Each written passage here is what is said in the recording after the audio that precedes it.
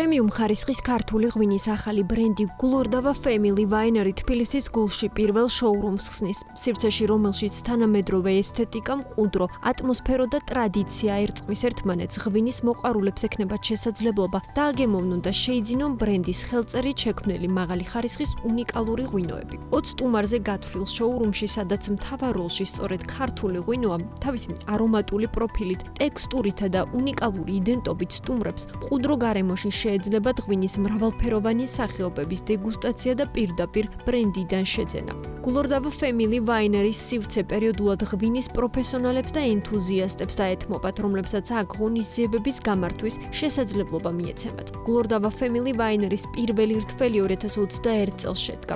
გულორდავა Family Winery-ის შოურუმი დავით გამრეკელის 20 ნომერში იხსნება, პარალელურად კი ბრენდის პრემიუმ ხარისხის ღვინის შეძენა 8000 მოსავალში შესაძლებელია.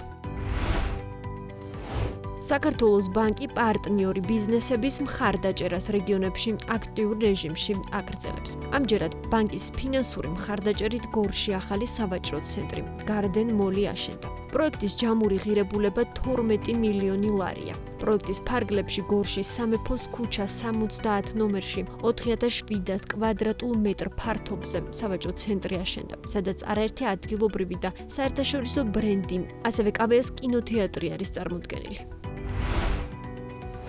ბაზარზე გაურკვეველი წარმოშობის პრეპარატებია, რომლებიც ესთეტიკურ მედიცინაში გამოიყენება. ამის შესახებ BMG-TV-ს გადაცემაში ქალების ნარატივში საქართველოს ესთეტიკური მედიცინის საერთაშორისო ასოციაციის თანადამფუძნებელმა ბაია კონდრატიევამ ისაუბრა. მისი თქმით, დარგი ელვისის სწრაფით ვითარდება, თუმცა სახელმწიფო რეგულაციების არ ქონა მრავალი პრობლემის წყარო ხდება. მათ შორის ყველაზე მტკინვეულია გაურკვეველი წარმოშობის პრეპარატების გაზრდილი რაოდენობა ბაზარზე. როგორც ის განმარტავს, ასოციაცია ცდილობს საერთაშორისო გამოცდილებების ზიარებას და ცნობიერების ამაღლებას, თუმცა მიიჩნევს, რომ ეს არ არის საკმარისი სისტემური ცვლილებების გარეშე. მისი თქმით, აუცილებელია დარგის მკაფიო რეგულირება, რათა პრეპარატების უსაფრთხოება და პროფესიული სტანდარტები დაცული იყოს ქვეყნის მასშტაბით.